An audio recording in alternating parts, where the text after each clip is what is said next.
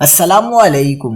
کراچی میں لرزخیز ڈکیتی، فائرنگ سے زخمی دکاندار 24 لاکھ روپے سمیت بینک میں گھس گیا۔ کیا آپ حالات حاضرہ سے آگاہی حاصل کرنا چاہتے ہیں؟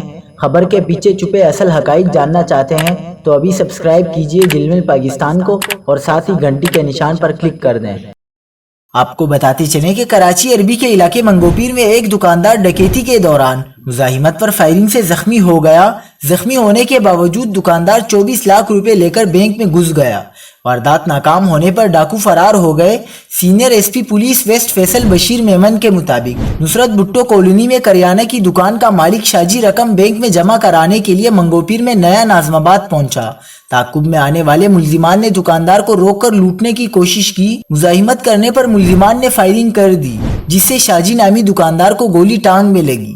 دکاندار زخمی ہونے کے باوجود قریب ہی واقع میزان بینک میں گھس گیا۔ زخمی دکاندار نے رقم بینک انتظامیہ کے حوالے کی اور علاقے کے لوگوں نے زخمی دکاندار کو عباسی شہید اسپتال منتقل کر دیا۔